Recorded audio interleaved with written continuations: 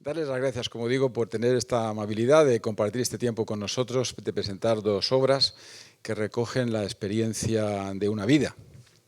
El profesor Antonio García, el profesor Juan Antonio Vargas son los protagonistas de esta tarde. Yo creo que todo el mundo ya nos conoce. Aquellos que no nos conozcan o tengan la oportunidad de estar aquí esta tarde, estamos en la Fundación Ortega Marañón. Inicialmente lo fue de Ortega y Gasset. Desde el año 2010 se fusionó con la Fundación Marañón y esto lo denominamos como la Casa de la Ciencia y el Pensamiento, siguiendo el legado de los dos responsables, don José Ortega y Gasset y don Gregorio Marañón. Esta es la zona de la casa que es obra nueva, el Aula María de Maeztu, que lleva ese nombre porque detrás de ustedes, donde están ahora las exposiciones, estaba la antigua residencia de señoritas, donde en el año 1915 doña María de Maeztu fundó el primer centro de formación para mujeres universitarias de nuestro país. Más arriba, en la residencia de estudiantes, estaba el de caballeros. Aquí había alrededor de 70, 80 mujeres, estudiantes entonces universitarias, pero acudían cada mañana cerca de 150 que dirigía María de Maeztu. En ese edificio, pues, que es un edificio de arquitectura Bauhaus, ustedes pueden ver las exposiciones. En la planta baja está una exposición de médicos del mundo en este momento, sobre fotografía y humanismo.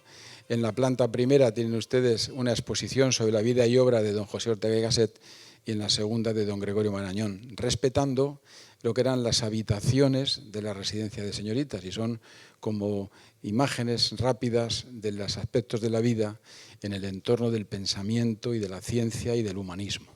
Lo cual, si pueden, está esto abierto libremente porque cuando ustedes quieran acudir. Tenemos en el edificio de la derecha, pues tenemos la biblioteca privada de don José Ortega y Gasset, 13.000 volúmenes, y en la planta inferior pues tenemos una biblioteca especial de viajes que tenía don Gregorio Marañón, recientemente recogida de la sede que hay en el Cigarral de Toledo. Les cuento todo esto para invitarles a venir cuando ustedes quieran, pero también para enmarcar el motivo de este acto. Aquí es habitual presentar libros de diferentes áreas, del arte, de la ciencia, de la literatura, pero tenemos la suerte de hacerlo hoy sobre dos materias que atañen mucho al Centro de Estudios Gregorio Marañón, que me congratula y me enorgullece poder dirigir desde hace 3 años. Son dos personas a las cuales conozco en diferentes momentos y etapas de mi vida, pero que han decidido elegir esta casa para presentar y exponer ante todos nosotros, pues, y hacer público su experiencia y conocimiento. Como será Estrella quien lleve las riendas, solamente quiero leer 2 títulos que ustedes ya han visto al entrar. Sin piedras no hay arco, puede sonar un título extraño, pero cuando ve el dibujo uno abajo y ve el arco y ve la situación de cuál es el lugar que ocupa una piedra en la experiencia de vida, pues uno entiende perfectamente que dentro lo que hay es un acúmulo de experiencia que empieza diciendo, yo en esta página, sin piedras no hay arco, la ilusión de crear, la emoción de descubrir. Es profundamente poético, como lo es Antonio García, aparte de un estudioso y un erudito en el ámbito de la farmacología, pero utiliza una palabra que a mí me llama la atención, que es la palabra ilusión. Julián Marías, citando a Ortega, buen alumno de Ortega, tiene un librito muy pequeño que se titula Breve Tratado de la Ilusión. La ilusión no es de ser iluso, de ser un loco, de ser alguien que vive fuera de la realidad. Marian Moliner, en su diccionario, lo baja al suelo y habla de que la ilusión tiene mucho que ver con una esperanza de presente, con imaginar el presente de otra manera. Alguien con ilusión y que la lleva a lo largo de la historia y de la vida, como don Antonio García, pues ha hecho posible llegar a este libro, como a otras tantas actividades de su vida académica y vida investigadora. Sin ilusión. Este es un término que hay que trasladar urgentemente a las nuevas generaciones, que pueden vivir en estado de desafección, como a veces se aprecia en el ámbito sanitario, sobre todo después del COVID. El segundo libro, también entrañable, es Reflexiones de un internista, que es un título sencillo, como es un internista. Y tiene otra palabra clave, que es el humanismo. que esto es muy marañoniano. Ilusión y humanismo están en Marañón de manera presente en casi toda su biografía, en casi toda su vida. Recuerdo cuando Marañón fallece en 1960, él recoge una frase de Unamuno, que era su gran maestro. Y él dice: acógeme, Señor, en tu pecho, dormiré allí, curioso lugar, porque vengo deshecho del puro bregar. Y esto es lo que han hecho estos dos autores, bregar en el sentido de trabajar con ilusión y reconfortados por el sentido de lo que es el humanismo, la humanización del proceso, hoy que está tan de moda. Pero humanismo no solamente tiene que ver con humano, tiene que ver con humus, que es tierra. Es decir, que el internista es que está todos los días en la consulta, en la trinchera, viendo la realidad del mundo. Luego, esa realidad y la investigación y la reflexión hacen posible dos obras que yo creo que son entrañables, que esta casa las pueda recoger, y yo, en nombre de la institución, les agradezco muy especialmente que estén aquí y que lo hagan aquí. Y así que yo, sin más, darles las gracias. Luego les clausuraremos y les ofreceré el lugar para que ustedes puedan verlo cuando quieran. Así que, Estrella, a ti también date las gracias por organizarlo y por hacer posible que estemos aquí juntos esta tarde hablando de algo importante, que es el pensamiento y la ciencia. Gracias.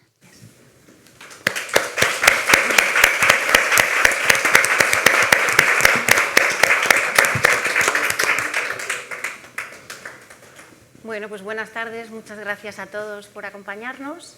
Gracias a la Fundación Ortega Marañón por acogernos en este espacio tan fantástico y al profesor Vandrés por hacerlo posible. Y bueno, yo soy Estrella García, del Departamento Editorial de la Fundación Teófilo Hernando, y para mí ha sido un orgullo trabajar codo con los dos autores para conseguir estos dos magníficos libros. Entonces, hoy vamos a hablar, por un lado, de Sin piedras no hay arco, la ilusión de crear, la emoción de descubrir, del profesor Antonio García, que es una autobiografía sobre todo profesional, en la que podemos ver un recorrido desde una situación de una persona humilde en un pueblo agrícola de Murcia y cómo llega a convertirse en uno de los neurocientíficos más destacados de nuestro país. Y por otro lado tenemos reflexiones de un internista, del profesor Juan Antonio Vargas, que nos cuenta cómo está la situación de la medicina actualmente en España y especialmente en la medicina interna. Entonces, aunque a priori parezca que no tienen que ver un libro con otro, tienen muchas cosas en común. Lo primero, que están escritos por dos grandes médicos humanistas, y después hay una serie de temas que les definen y que ambos tratan en los dos libros, temas como la vocación, una entrega en su camino profesional, el interés por la docencia y por formar a los jóvenes más allá de la práctica de su profesión, y el humanismo en la medicina. Entonces, a lo largo de la tarde vamos a tratar estos temas, que nos cuenten los autores cómo los han enfocado en su libro, y empezamos con la vocación. Y bueno, en el caso de Antonio, cuentas cómo llegaste a la medicina desde una posición en la que no se esperaba que llegaras hasta ahí, y nos gustaría saber cómo elegiste la carrera de medicina, cómo llegaste hasta ahí, y después por qué cambiaste la práctica clínica por la investigación. Bueno, muchas gracias. Saludos, buenas tardes a todos. Están aquí los prologuistas, si se puede decir así, de mi libro, el profesor Amaro García Díez y el profesor Ricardo Moreno, que son catedráticos de medicina, que tienen ya el honor y la corona de jubilados, como yo, pero que hemos pasado en el Hospital Universitario de la Princesa momentos estupendos. Y les agradezco mucho el prólogo que han hecho junto con el ya fallecido, desgraciadamente, profesor José María Pajares García. También veo algunas caras conocidas que me complacen y que no esperaba. El profesor Arnalich o el profesor Fernando o el profesor Francisco Abad y algunos otros. Decir nombres no es a veces indicado porque se dejan otros. Pero en fin, saludos a todos. Y para mí es un gran placer compartir esta sesión, que yo creo que es muy raro que esta circunstancia de que dos autores presenten en el mismo foro un libro. Pero para mí es un honor y un placer compartir esta sesión, esta reunión con el profesor Juan Antonio Vargas, porque en la facultad, cuando él era decano y después de dejar el decanato, hemos hecho juntos algunas cosas que son muy bonitas, la mayoría relacionadas con el humanismo, y creo que vale la pena reconocerlo así. Muchas gracias, Juan Antonio, por los buenos ratos que hemos pasado juntos haciendo cosas en la facultad. Y, por supuesto, la Fundación Marañón y la Fundación Teófilo Hernando, es que se tienen que llevar bien, porque Marañón y Teófilo Hernando eran amiguísimos, contemporáneos. Además, editaron la primera obra de medicina interna de España, en España, a principios del siglo XX, en el primer tercio del siglo XX. Y muchas gracias al director de actividades y de la Fundación Ortega Marañón, el profesor Fernando Vandrés. Y don Pedro se ha quedado el último, pero es mi maestro y mi amigo durante 60 años. Yo no conozco amistades tan prolongadas y longevas, porque con la amistad y el contacto la gente acaba tirándose los trastos a la cabeza. Yo no recuerdo haberle tirado ningún trasto a don Pedro a la cabeza, todo lo contrario. Bueno, saludos a todos. Y la pregunta estrella, pues muy sencillo. Yo no sabía qué hacer. Cuando hice el preuniversitario había que elegir una carrera. Pero me influyó un tío mío, Francisco Flores Guillamón, que ejercía la medicina interna en Murcia y por la tarde en su casa en un pueblo anexo a Murcia que se llama Espinardo. Y yo hablaba mucho con él. Y bueno, pues quizá me influyó para que hiciera medicina. Y ya dentro de la medicina, pues recuerdo a un poeta americano que se llama Frost y hizo una poesía famosísima que sale concretamente en la película famosa El Club de los Poetas Muertos, que el profesor les explica a los alumnos esta poesía.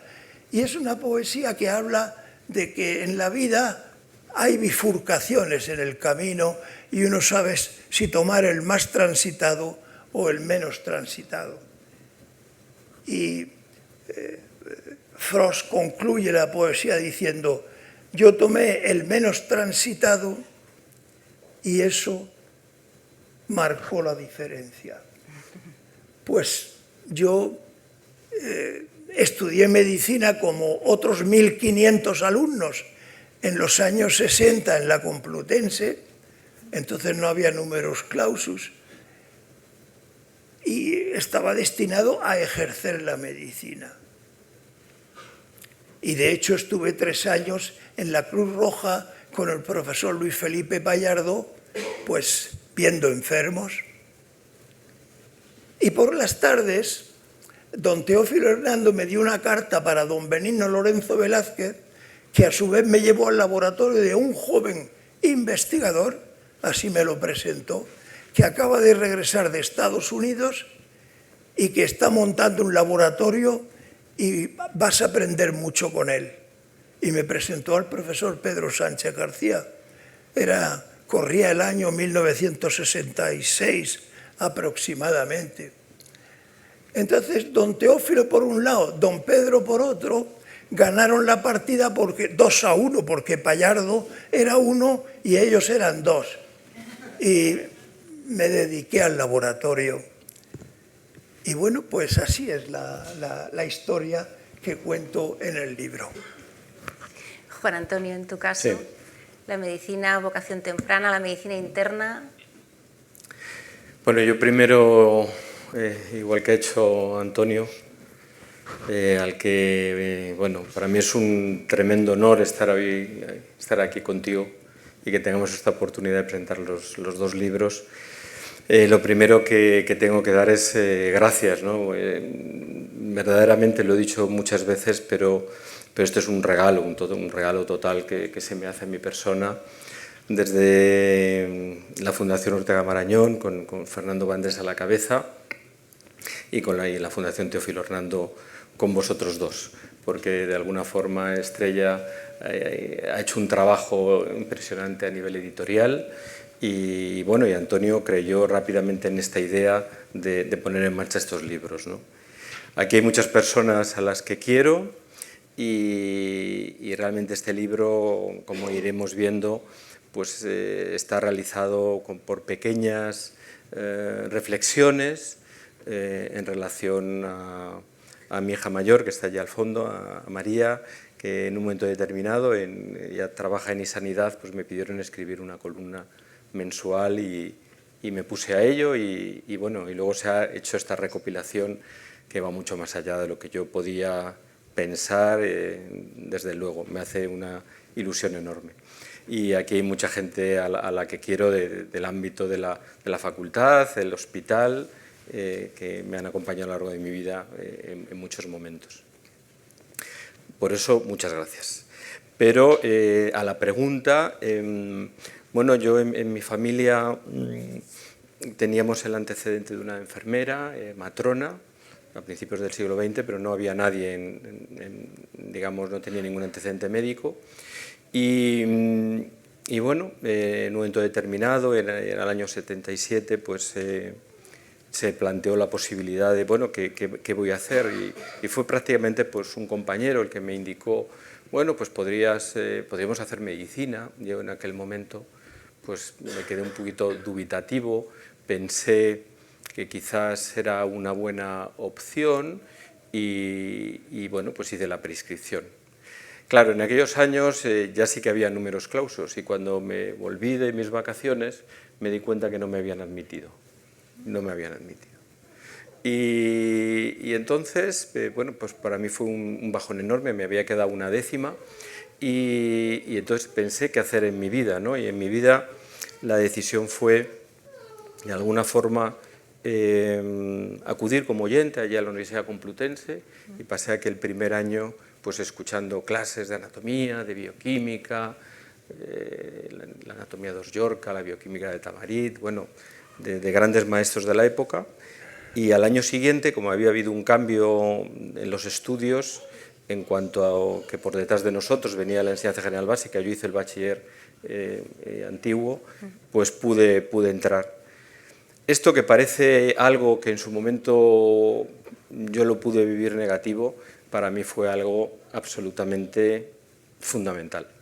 Yo empecé la carrera de una manera increíble, con una motivación gigante, con unas ganas de estudiar inmensas y con una vocación que, como digo, parecía que no tenía, pero que le iba descubriendo día a día.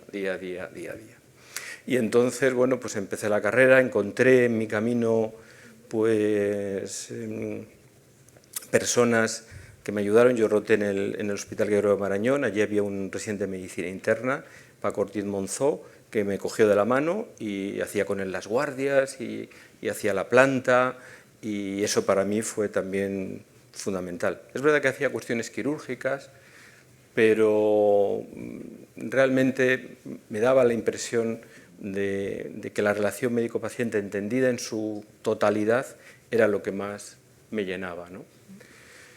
Y entonces, ya al acabar la carrera, hice el MIR, saqué un buen número y nada, decidí hacer medicina interna porque la había vivido desde tercero de medicina allí en el Gregorio Marañón y bueno, en aquel momento pues Puerta de Hierro era un lugar tremendo para hacer medicina interna. Yo iba a coger el Gregorio Marañón porque lo conocía, pero fueron los propios médicos del Gregorio Marañón los que me dijeron: ve a Puerta de Hierro, que es el lugar donde te debes de formar.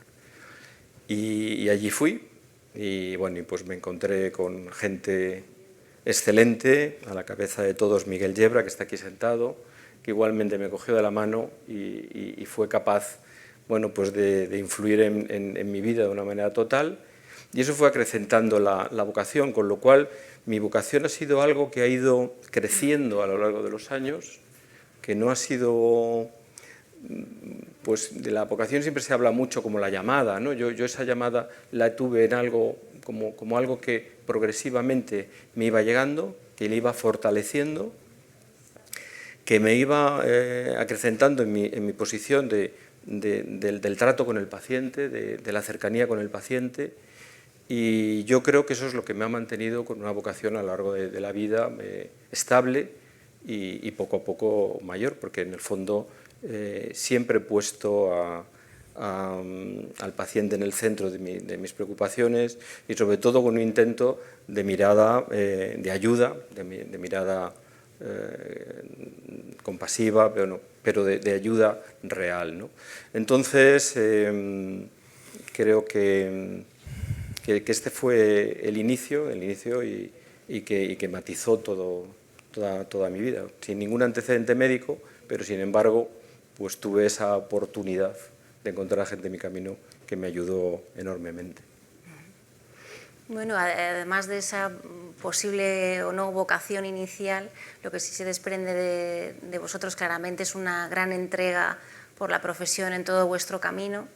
Y en tu libro, Antonio, tú describes todo tu periplo por distintas universidades de España, cómo has viajado por medio mundo para colaborar con otros investigadores, asistir a congresos, lo difícil que ha sido conseguir y mantener financiación para los proyectos de investigación y para poder formar a los doctorandos y postdoctorandos.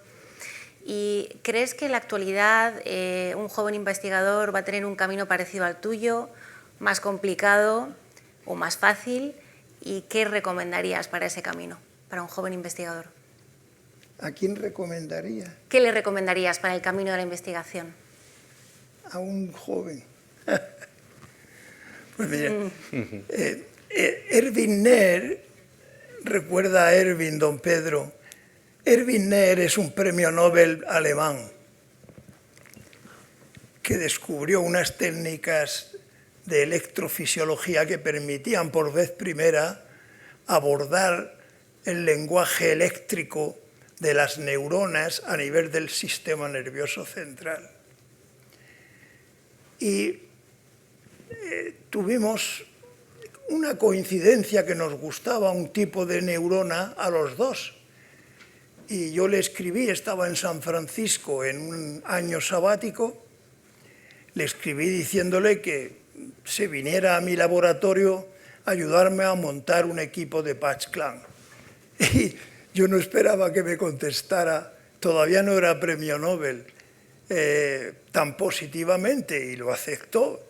Y bueno, pues estuvo en nuestra facultad, estuvo montando el equipo con sus manos, nos dio algún seminario, y yo siempre que invitaba a un científico a que nos diera un seminario, sobre todo si era una persona de relieve, pues Erwin Näher vino al departamento cuando ya era premio Nobel, le invité, nos dio un seminario y le reuní junto con, en un círculo en la biblioteca de nuestro departamento de farmacología, con 20 o 22 doctorandos que teníamos en mi grupo entonces, 1990 y poco. Y cada uno se presentó y él pues aceptó que le hicieran las preguntas que creyeran oportunas. La reunión fue, yo la recuerdo como si la estuviera viendo. Creo que, Fernando, ¿estuviste tú en esa reunión? Sí. Fernando, que ahora es profesor en la Facultad de Medicina de Castilla-La Mancha, en Ciudad Real, era entonces un postdoctorando de mi grupo. Y una de las preguntas que se le hizo, que le hicieron a un joven, es que ¿es compatible la ciencia, el ejercicio de la ciencia, con la formación de una familia, con una vida normal? Dijo, pues, hombre, yo estoy casado y tengo 5 hijos. Creo que sí, que es compatible. Pero le preguntó otro, ¿y cuál era su horario de trabajo? Y él les contestó, él trabajaba en el departamento de biofísica que luego dirigió en Gotinga, en el Instituto Max Planck de Gotinga, en Alemania. Le dijo, pues trabajo de 9 de la mañana a 8 de la tarde. Y les añadió, y en el fin de semana me llevo trabajo a casa. Cuando mis hijos eran más pequeños, trabajaba de 9 de la mañana a 7 de la tarde. Y en los fines de semana, pues, les dedicaba a ellos más tiempo. Y concluyó, si la ciencia es una pasión, descubrir algo es algo inaudito.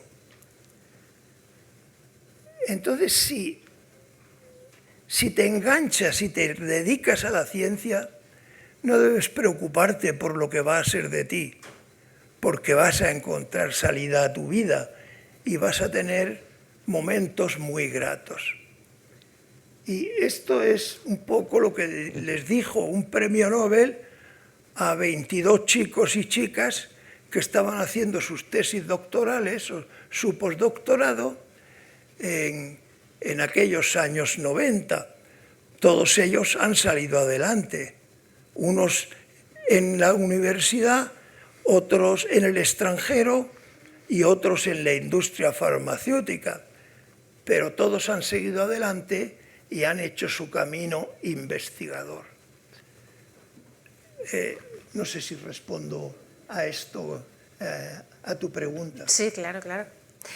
Y Juan Antonio, en tu libro tratas muchos aspectos de la gestión de la medicina desde tu puesto como decano de la Facultad de Medicina de la Autónoma o desde la Conferencia Nacional de Decanos, Facultades de Medicina, y bueno, muchas cosas que podrían mejorarse y muchas ideas, iniciativas que llevasteis a cabo.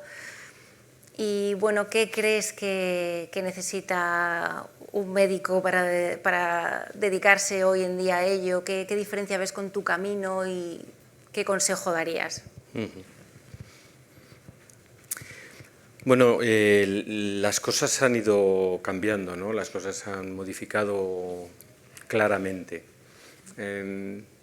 Yo tengo el recuerdo que nosotros, por lo menos toda la gente de mi generación y la gente que yo conocí en mis años, digamos, de formación de la residencia o de adjunto joven, pues quizás teníamos menos capacidad a nivel, o no teníamos tanta tecnología a nuestro alrededor, no teníamos tanto tecnicismo a nuestro alrededor, pero sin embargo sí creo que teníamos más tiempo de reflexionar, más tiempo de pensar, más tiempo de acompañar al paciente, más tiempo de volver, ¿no?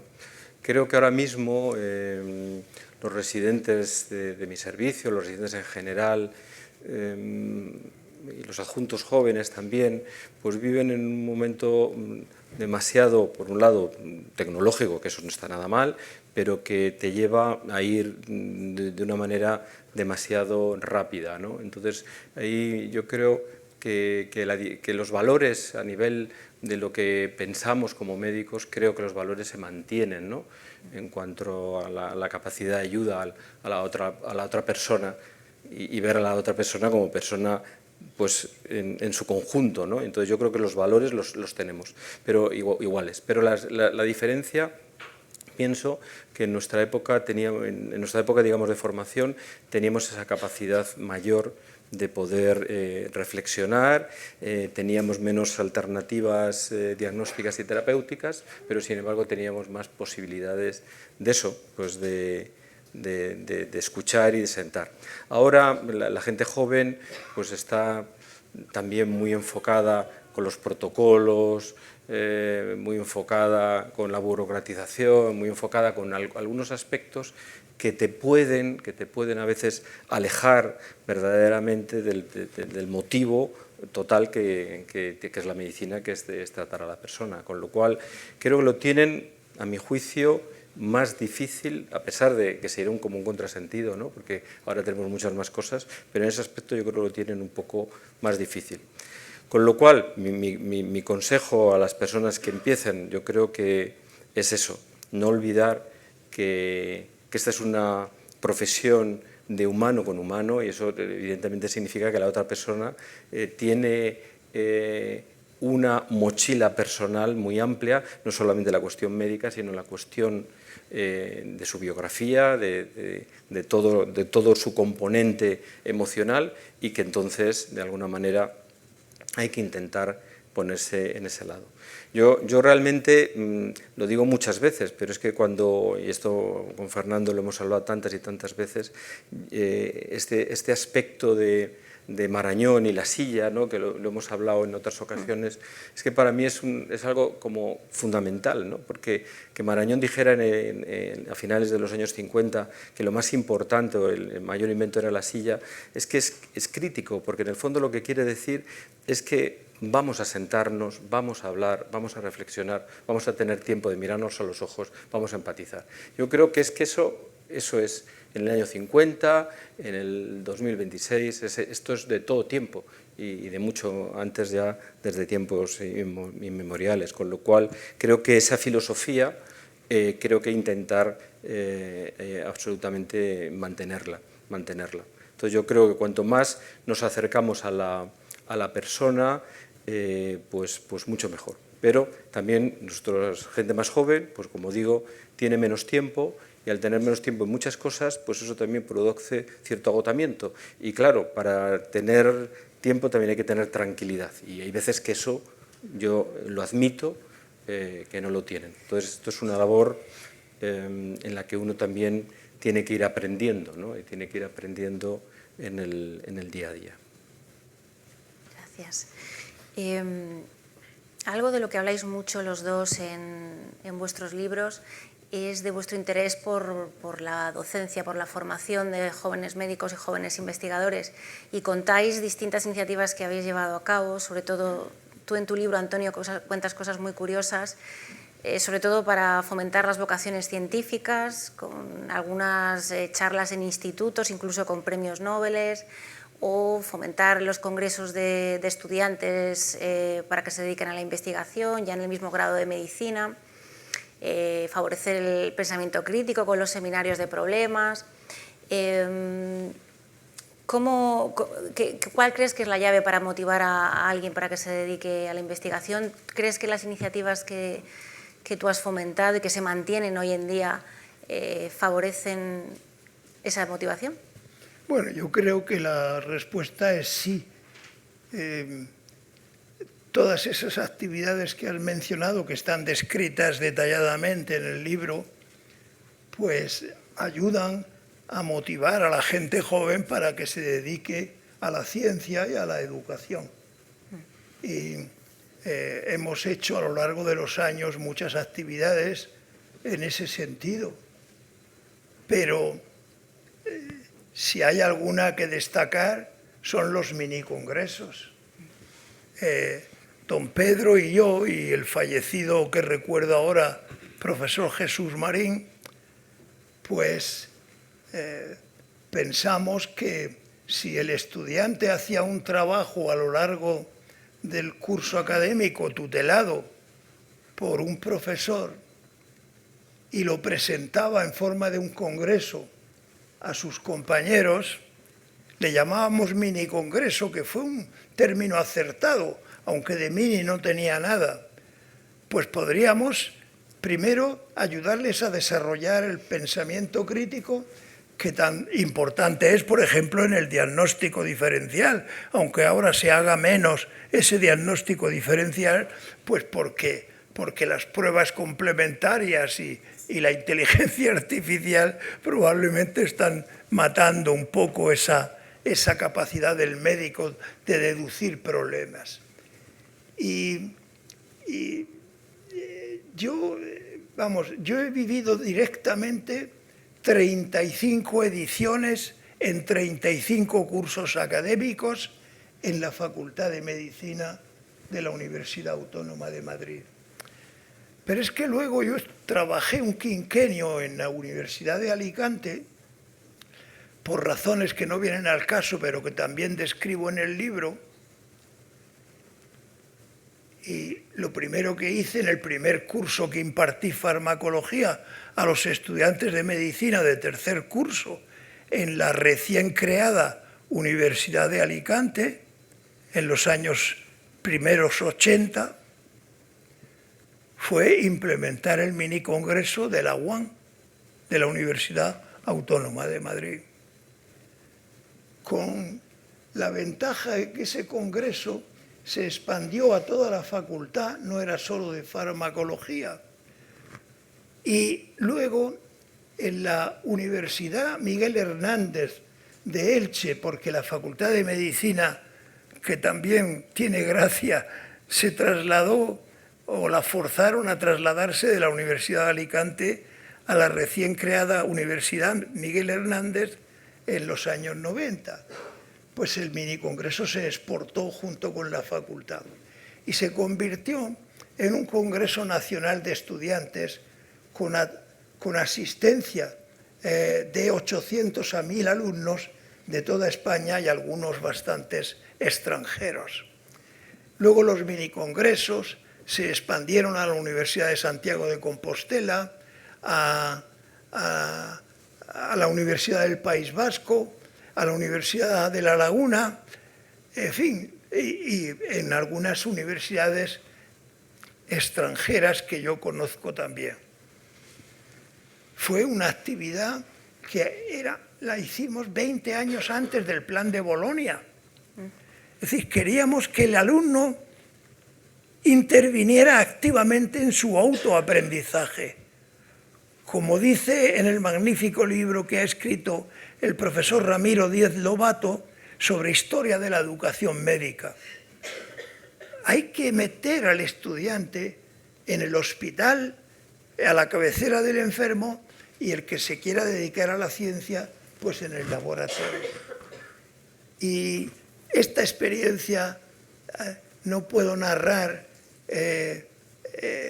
con palabras las satisfacciones que me ha producido hablar con los alumnos en los minicongresos y ayudándoles a preparar algunas ponencias a lo largo de 35 cursos académicos y 5 cursos académicos en la Universidad de Alicante.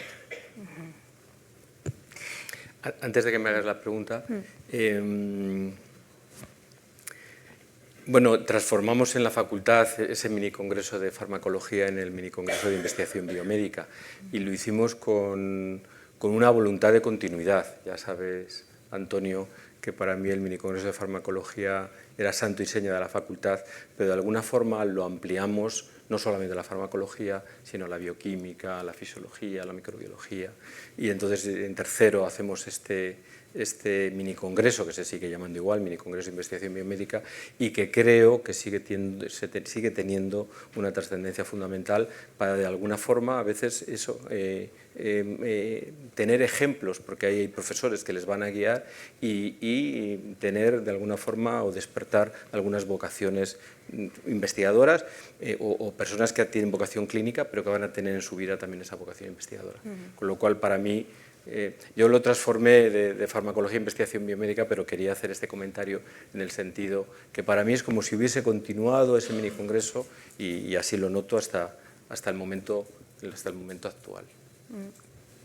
Bueno, tú en tu libro cuentas muchas cosas de tu parte docente, das muchos consejos a los alumnos para presentarse al examen MIR, Sí. pero también hablas de las deficiencias del examen o de los métodos de evaluación, cómo podría complementarse, o de la necesidad de crear más plazas cuando el residente termina. Y bueno, ¿qué nos puedes decir de esto? Sí, digamos que hay una parte que le dedico así, de algunas reflexiones a la docencia de grado. Yo creo firmemente que tiene que haber una mayor integración entre la ciencia básica y la ciencia clínica. Yo participo en un curso como es tercero de medicina en el que eso yo creo que lo tenemos y que lo observamos, pero pienso que debemos de seguir intentando acercar más en estas comisiones que tenemos de curso tan interesantes, por ejemplo, ayer en nuestra Facultad de Medicina, verdaderamente integrar mejor el conocimiento en estos años, primero, segundo, tercero y también los años clínicos. Creo, y así lo pusimos en marcha, que es fundamental la inmersión precoz en la clínica, ¿no? Tenemos una asignatura que se llama Introducción a la Práctica Clínica, en la que intentamos que los estudiantes ya prácticamente desde segundo tengan esa cercanía. Creo que eso es muy importante y eso se debe de ampliar y llevar a más efecto. Los estudiantes, cuando realmente están más cerca, como acaba de comentar Antonio, de los pacientes a la cabecera de su cama, pues realmente ahí se tiene un gran bagaje, pero para eso pues hay de alguna forma que llevarlos ahí. Y llevarlos ahí también significa tener mentores o tener profesores o ejemplos, ¿no? de buen hacer y que les guíen en esos primeros momentos. Yo creo que esa parte verdaderamente es muy importante. Nuestro plan de estudios, que ahora mismo en nuestra facultad está en revisión, creo que tiene muchas cosas positivas, muchas, y entre ellas, a mi juicio, por ejemplo, está ese excelente año de rotatorio clínico que lleva de alguna manera a que nuestros estudiantes durante su último año están en las plantas, están en los laboratorios, están en los lugares donde deben de estar para formarse. O sea que esa parte del grado yo creo que sería eso, integrar, acercar más al estudiante, al paciente. Ahora hay técnicas que curiosamente ya se llevan desarrolladas hace tiempo, que es la ecografía clínica. Yo siempre cuando hablo de la ecografía clínica siempre digo esto es muy bueno porque acerca al paciente nuevamente, ¿no? a estar más tiempo con él. Yo creo que eso es fundamental. Y ya a nivel del MIR, bueno, el examen MIR tiene sus condicionantes, pero creo que a pesar de todo es un buen examen en el sentido de ordenar como de alguna forma. Yo creo que el examen MIR ha ido evolucionando. A mí me gustaría que la carrera valiese más que ese 10% que vale ahora mismo y que fuese un porcentaje mayor, porque le daría un mayor sentido a lo que es la carrera. También me gustaría siempre pensar, y siempre lo dije, que a mí me gustaría que la gente que hace una buena práctica clínica sea capaz de contestar las preguntas del MIR, porque han hecho una buena carrera. De hecho, hay algunos estudios que indican que la mejor forma de sacar una buena nota en el MIR es hacer unos buenos estudios de medicina. O sea que eso también está ahí. Y luego en el MIR, en los años del MIR, que son tan importantes, tan fundamentales, claro, esto que comentaba antes, a veces de la escasez de tiempo o plantillas a veces cortas dentro de los hospitales, llevan a veces que los residentes están demasiado saturados porque necesitan estar cubriendo guardias, con poco descanso. Y claro, cuando queremos hablar de cuestiones humanísticas o que estamos hablando de reflexionar, de escuchar, pues claro, una persona, ya sea de plantilla o residente, que esté cansado o esté agotado, pues es difícil pedirle este tipo de situaciones. Pero yo creo que en la residencia tendríamos que intentar, de alguna forma, cuidarles un poco más en este aspecto del trabajo, pero claro, eso también se cuida desde arriba, porque considero, desde luego en mi hospital así lo veo, que las plantillas que tenemos están demasiado ajustadas y eso nos lleva muchas veces a no tener gente suficiente y eso provoca a veces desgaste, un poquito de cansancio, etc. Entonces tenemos que intentar que eso no suceda. Eso se transmite al residente y entonces eso hay que evitarlo. Yo, de todos modos, dicho esto, mi confianza, y ya lo he manifestado aquí mismo, mi confianza en la gente joven, en los estudiantes, en los residentes es máxima. Y yo así siempre lo he vivido. Yo creo que cuando a un estudiante se le ofrece participar pero no solamente de estar de observador, sino de llevarlo a efecto, los estudiantes, los residentes florecen de una manera absoluta. Cambian, se modifican, y es que tenemos una materia prima excelente. Lo único que tenemos que hacer, y ya lo comenté en otras ocasiones también, y lo digo en el libro, es el ejemplo, ¿no? El ejemplo que tenemos que hacer los mayores con la gente que está con nosotros y que tenemos esa gran suerte de que esté con nosotros. Bueno, se transpira un poco de todo lo que habéis dicho hoy aquí, todo lo que decís en el libro, es vuestro interés por el humanismo. Ya has comentado tú la famosa frase de Marañón, ¿no?, de que el avance más importante de la medicina es la silla desde la que escuchar al paciente. Y bueno, los dos habéis hecho a lo largo de vuestra carrera profesional muchas iniciativas para fomentar una medicina más humanista desde distintas perspectivas. Antonio, te has lanzado a la poesía con los recetarios poéticos de los estudiantes de medicina, que tú apoyaste desde el decanato también. Incluso has ido al teatro con tu grupo de poesía de medicina. Juan Antonio apoyó el movimiento neohipocrático en la facultad. Y bueno, aparte de compartir estas iniciativas, si hay alguna que queráis resaltar, mi pregunta es ¿qué se puede hacer más allá de la iniciativa personal de algunos profesores? ¿Qué se puede hacer desde la universidad de manera más institucionalizada para de verdad potenciar esa medicina humanista, que no va en detrimento, por supuesto, del tecnicismo, de la ciencia, ¿no?, pero para darle un espacio preeminente? Bueno,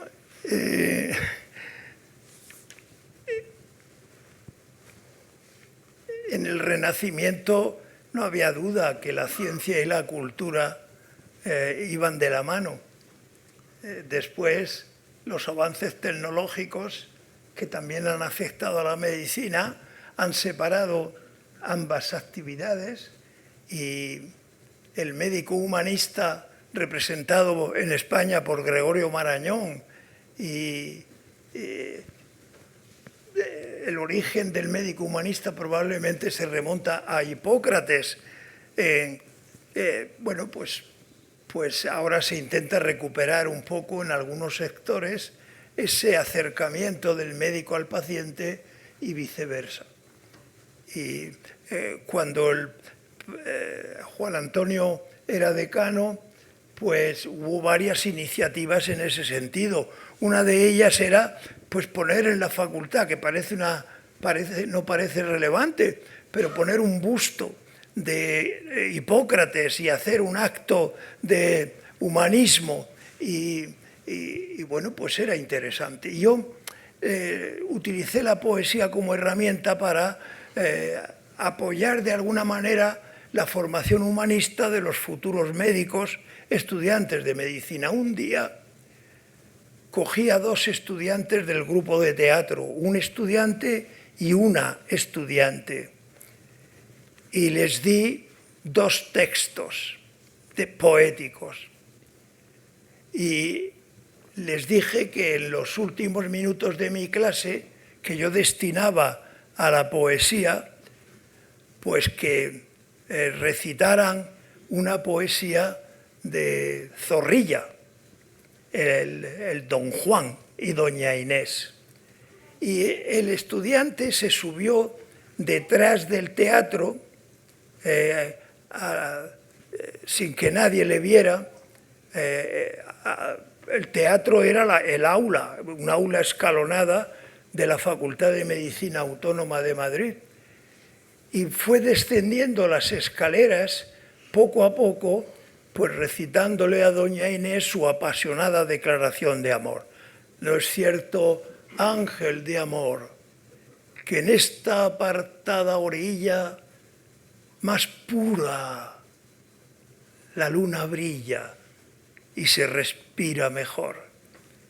y poco a poco iba descendiendo, y cuando llegó a la mesa donde estaba de pie doña Inés esperándole, terminó la poesía arrodillándose ante ella y declarándole su amor. Y doña Inés le contestó, pues cuando terminó doña Inés de decirle que su amor le enloquecía, pues se dieron un abrazo. Yo soy muy aficionado al teatro y he visto todo el teatro clásico, algunas como La vida es sueño de Calderón, varias veces, interpretada por la Compañía Nacional de Teatro Clásico.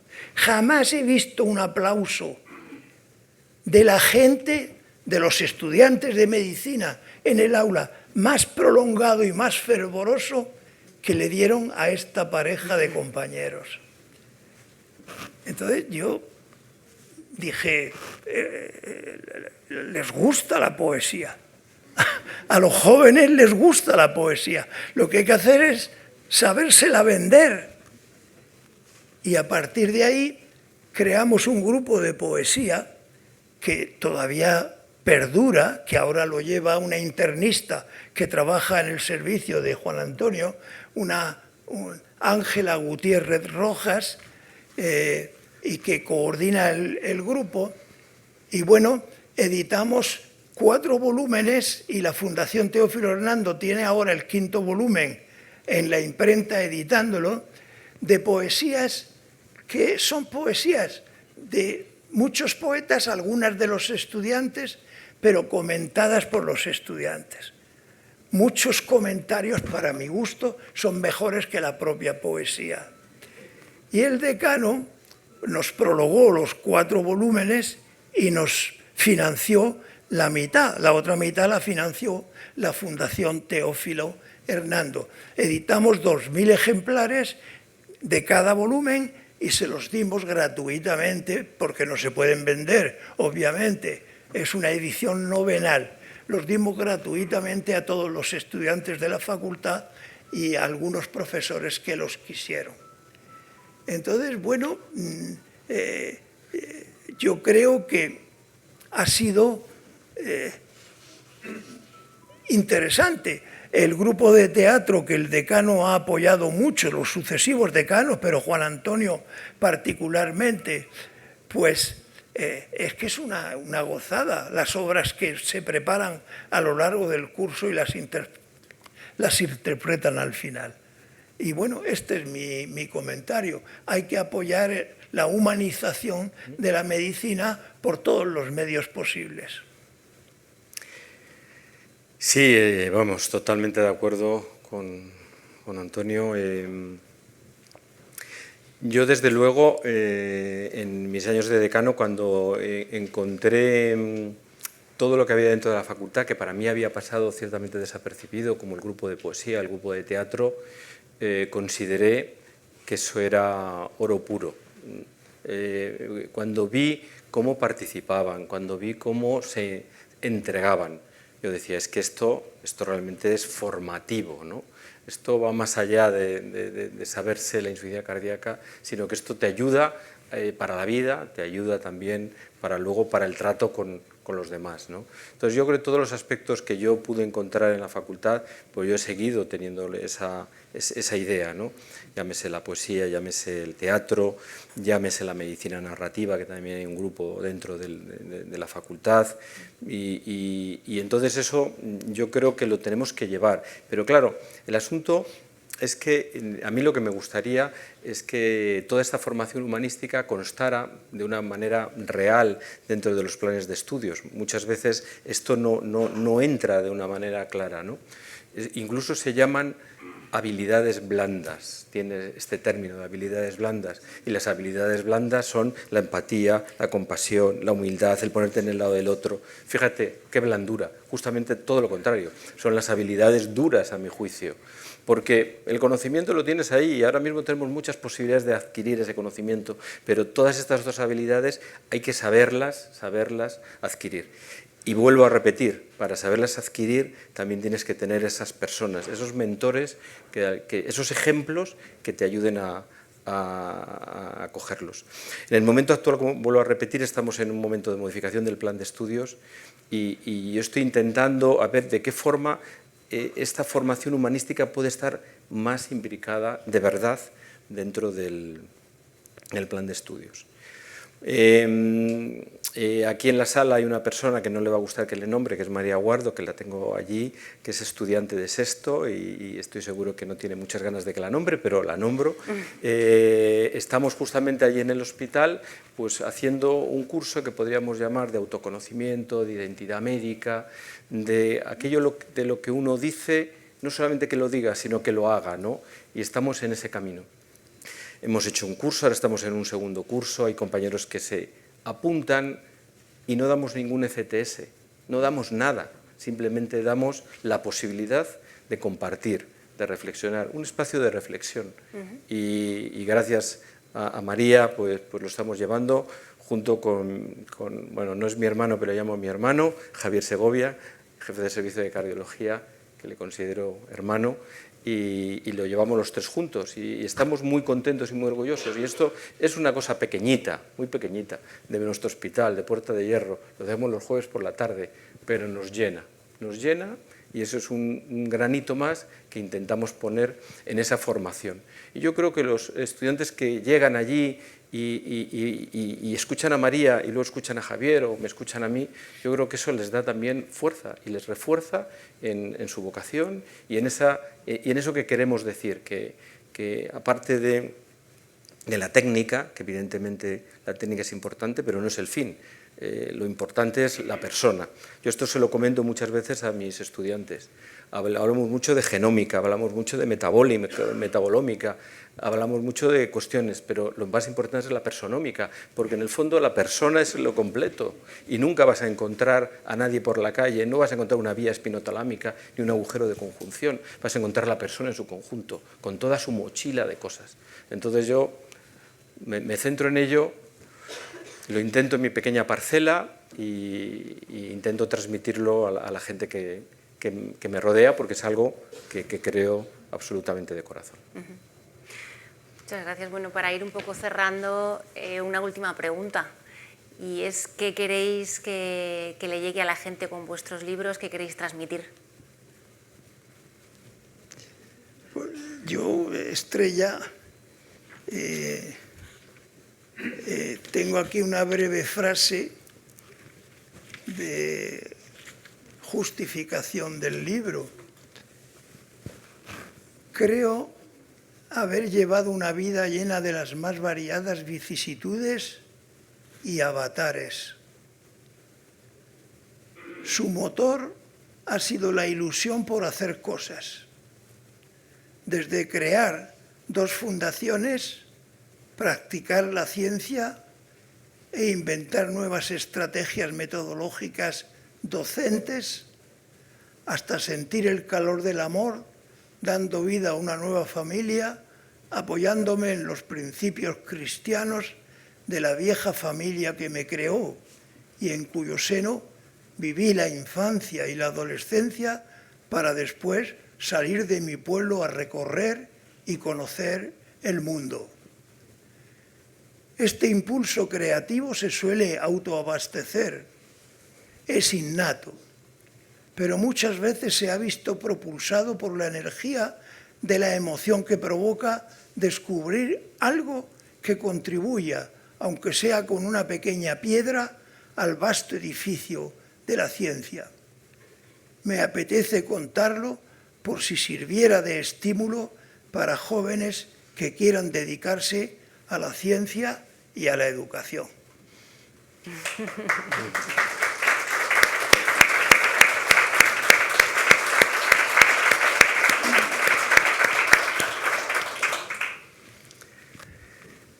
Bueno, yo no voy a leer nada, pero bueno, bueno, estoy muy contento del libro, muy contento que lo prologuen mis hijos, que para mí pues, es un prólogo precioso. Muy contento también del prólogo de Antonio, que también lo hace, de toda vuestra participación, ¿no? Para mí, bueno, es un libro que en el fondo está escrito a lo largo de los años, por eso se ponen las fechas para que se pueda entender en su momento lo que se escribía, porque luego puede haber cambios, aunque muchas de las cosas yo creo que tienen su sentido. Entonces, bueno, yo no tenía así ninguna pretensión porque ni pensaba siquiera que esto iba a salir a tanto, ¿no? Y por eso digo muchas gracias nuevamente, porque en el fondo, pues para mí, en todo caso, en vez de tener cosas así aisladas, el tenerlas dentro de un libro, pues para mí es como dejar un pequeño legado de las cosas que he ido haciendo a lo largo de mi vida. Y en un día como hoy, además, que esta mañana en mi servicio he dado la noticia de que me jubilo el 31 de agosto de este año, a la edad de 66 años y después de 41 años de profesión, pues creo que tiene también su sentido. Es un sentido, vamos a decir, que ha coincidido, pero probablemente estas cosas coinciden por algo, ¿no? Y entonces, pues llegar al día de hoy y también presentarlo, pues para mí me llena de alegría y también, bueno, pues me da pie. Yo, aunque digo esto de la jubilación, yo me quiero seguir sintiendo médico, también lo digo muchas veces, yo quiero participar en cosas, quiero participar en la Fundación Ortega Marañón, quiero participar en la Fundación Teófilo Hernando y en todo aquello en lo que de alguna manera pueda aportar. Por tanto, para mí, voy a dejarlo en un pequeño legado, porque no puedo decir nada más que esto, y es un pequeño legado en el cual, pues eso, participa mucha gente y están en el libro personas que me han ayudado tanto, ¿no? Mi mujer, que la conocí en ese año que no me admitieron, fue fundamental para conocer a mi mujer y que estemos juntos pues desde primero de medicina. Detrás de ella está Teruca, que nos acompaña igualmente en toda la vida. Bueno, hay tantas personas, mi hermana, mi cuñado, Raquel, bueno, tanta gente a la que quiero y por supuesto don Pedro, Paco Arnalich detrás, bueno, gente verdaderamente con la que he compartido tantas cosas. Mis enfermeras queridas allí, por supuesto, con las que he tenido tanto y tanta lucha también en la facultad para crear el departamento de enfermería. Bueno, son muchas cosas vividas, se me agolpan las ideas, pero sobre todo es un agradecimiento inmenso.